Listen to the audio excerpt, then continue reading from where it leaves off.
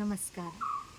5 ವರ್ಷದ ಪುಟ್ಟ ಬಾಲಕ ತನ್ನ 3 ವರ್ಷದ ಪುಟ್ಟ ತಂಗಿಯೊಂದಿಗೆ ಬೀದಿಯಲ್ಲಿ ನಡೆದುಕೊಂಡು ಹೋಗುತ್ತಿದ್ದ.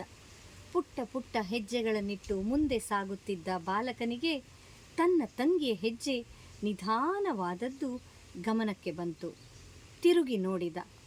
ತಂಗಿ ಅದಾವುದೋ ಒಂದು ಅಂಗಡಿಯ ಮುಂದೆ ನಿಂತು ಅದೇನನ್ನೋ ತದೇಕ ಚಿತ್ತದಿಂದ ನೋಡುತ್ತಿದ್ದಳು. ಮರಳಿ ಬಂದ ಬಾಲಕ ಅದೇನೆಂದು ನೋಡಿದ. ಅದೊಂದು ಗೊಂಬೆಗಳ ಅಂಗಡಿಯಾಗಿತ್ತು. ಆ ಅಂಗಡಿಯಲ್ಲಿರುವ ಸುಂದರವಾದ ಗೊಂಬೆಗಳ ನಡುವೆ ದೊಡ್ಡದಾದ ಗೊಂಬೆಯನ್ನು ತಂಗಿ ನೋಡುತ್ತಾ ನಿಂತಿದ್ದಳು. ಆತ ಒಬ್ಬ ಜವಾಬ್ದಾರಿಯುತ ಅಣ್ಣನಂತೆ, ನಿನಗೆ ಆ ಗೊಂಬೆ ಬೇಕೇ ಎಂದು ಕೇಳಿದ. ತಂಗಿ ಹೌದೆಂದಳು. ಅಣ್ಣ ಆತನನ್ನು ಅಂಗಡಿಯ ಒಳಗೆ ಕರೆದುಕೊಂಡು ಹೋಗಿ ತಂಗಿ ಇಚ್ಛೆಪಟ್ಟಂತಹ ಗೊಂಬೆಯನ್ನು ತೆಗೆದು ಆಕೆಯ ಕೈಯಲ್ಲಿಟ್ಟ. ಪುಟಾಣಿಯ ಮುಖ ಅರಳಿತು. ಮಾಲೀಕ ಇದನ್ನೆಲ್ಲ ಅಚ್ಚರಿಯಿಂದ ನೋಡುತ್ತಿದ್ದ. ನಂತರ ಅಣ್ಣ ಮಾಲೀಕನ ಬಳಿಗೆ ಬಂದು ಆ ಗೊಂಬೆಗೆ ಎಷ್ಟಾಯಿತು ಎಂದು ಕೇಳಿದ. ಮಾಲೀಕನಿಗೆ ಗೊತ್ತಿತ್ತು ಆ ಗೊಂಬೆಗೆ ಆಗುವಷ್ಟು ಹಣ ಆ ಹುಡುಗನ ಬಳಿ ಇಲ್ಲ ಎಂದು.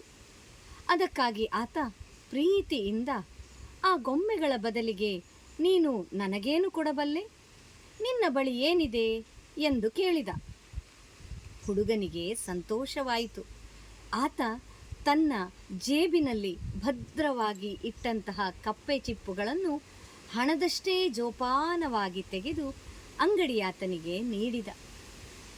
ಅಂಗಡಿಯಾತನೂ ಅಷ್ಟೇ ಅದನ್ನು ಹಣದಂತೆಯೇ ಎಣಿಸತೊಡಗಿದ. ನಂತರ ಹುಡುಗನ ಮುಖವನ್ನು ಒಮ್ಮೆ ಹೀಗೆ ನೋಡಿದ. ಹುಡುಗನಿಗೆ ಆತಂಕವಾಯಿತು. ಯಾಕೆ? ನಾನು ಕೊಟ್ಟಂತಹ ಕಪ್ಪೆ ಚಿಪ್ಪು ಆ ಗೊಂಬೆಯ ಬೆಲೆಗೆ ಕಡಿಮೆಯಾಯಿತೇನು ಎಂದು ಕೇಳಿದ. ಮಾಲೀಕ ಹೇಳಿದ, ಇಲ್ಲ ಇಲ್ಲ, ನೀನು ಕೊಟ್ಟಂತಹ ಕಪ್ಪೆ ಚಿಪ್ಪುಗಳು ಜಾಸ್ತಿಯಾಗಿವೆ ಎಂದು ನುಡಿದು ಅದರಲ್ಲಿ 4 ಕಪ್ಪೆ ಚಿಪ್ಪುಗಳನ್ನು ಇಟ್ಟುಕೊಂಡು ಉಳಿದದ್ದನ್ನು ಹುಡುಗನಿಗೆ ಮರಳಿಸಿದ. ಹುಡುಗ ಸಂತೋಷದಿಂದ ಹುಡುಗಿಯ ಹೆಗಲ ಮೇಲೆ ಕೈ ಹಾಕಿಕೊಂಡು ಹೊರ ನಡೆದ. ಇದನ್ನೆಲ್ಲವನ್ನೂ ಅಂಗಡಿಯಾತ ಗಮನಿಸುತ್ತಾ ಇದ್ದ. ಹುಡುಗನ ನಿರ್ಗಮನದ ಬಳಿಕ ಆತ ಮಾಲೀಕನ ಬಳಿಗೆ ಬಂದು, ಮಾಲೀಕರೇ, ಅಷ್ಟು ದುಬಾರಿಯಾದಂತಹ ಗೊಂಬೆಯನ್ನು ಕೇವಲ 4 ಕಪ್ಪೆ ಚಿಪ್ಪಿಗೆ ನೀಡಿರುವಿರಲ್ಲ ಎಂದ. ಆಗ ಮಾಲೀಕ ಹೇಳಿದ, ಪಾಪ, ಆ ಹುಡುಗನಿಗೆ ಏನು ಗೊತ್ತಿದೆ? ಆತ ಬಹಳ ಚಿಕ್ಕವನು. ಹಣವೆಂದರೇನು, ಅದರ ಮಹತ್ವವೇನು ಎನ್ನೂ ತಿಳಿಯದು. ಹಾಗಾಗಿ ಆತ ಕಪ್ಪೆ ಚಿಪ್ಪನ್ನೇ ಹಣ ಎಂದು ನನಗೆ ನೀಡಿದ. ನಾನು ಸಂತೋಷದಿಂದ ಅದನ್ನು ಸ್ವೀಕರಿಸಿದೆ. ನೋಡಿದೆಯಾ, ಗೊಂಬೆಯನ್ನು ಪಡೆದಂತಹ ಆತನ ಮುಖದಲ್ಲಿ ಅರಳಿದ ನಗು, ಅದನ್ನು ಪಡೆದಂತಹ ತಂಗಿಯ ಕಣ್ಣಲ್ಲೂ ಮಿಂಚು ಅರಳಿದೆ. ಅವನು ಈಗ ಮುಗ್ಧ, ಏನೂ ಗೊತ್ತಾಗದೇ ಇರಬಹುದು. ಆದರೆ ಮುಂದೊಂದು ದಿನ ದೊಡ್ಡವನಾಗುತ್ತಾನೆ.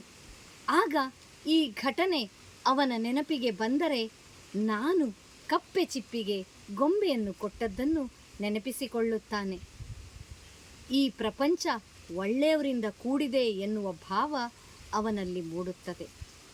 ಆತನೂ ಕೂಡ ಇನ್ನೊಬ್ಬರ ಮುಖದಲ್ಲಿ ನಗೆಯನ್ನು ತರುವಂತಹ ಪ್ರಯತ್ನ ಮಾಡುತ್ತಾನೆ. ಸಮಾಜದಲ್ಲಿ ಒಳ್ಳೆಯ ವ್ಯಕ್ತಿಯಾಗಿ ಒಳ್ಳೆಯ ಕಾರ್ಯವನ್ನು ಮಾಡುತ್ತಾನೆ. ನಾನೇನೋ ಇಂದು ಆತನ ಬಳಿ ಹಣ ಇಲ್ಲ ಎಂದು ಆತನನ್ನು ನಿರಾಕರಿಸಿ ಹೊರಗೆ ಕಳುಹಿಸಬಹುದಿತ್ತು. ಹಾಗೆ ಮಾಡಿದ್ದರೆ ಆತ ಎಲ್ಲರಂತೆಯೇ ಒಬ್ಬ ಸಾಮಾನ್ಯ ಗಿರಾಕಿಯಾಗಿರುತ್ತಿದ್ದ. ಆದರೆ ಈಗ ಹಾಗಲ್ಲ. ಆತ ಒಬ್ಬ ಜವಾಬ್ದಾರಿಯುತ ಅಣ್ಣನಾಗಿದ್ದಾನೆ. ಇದೇ ಪ್ರಪಂಚಕ್ಕೆ ಬೇಕಾಗಿರುವುದು ಎಂದು ಹೇಳುತ್ತಾನೆ. ಧನ್ಯವಾದ.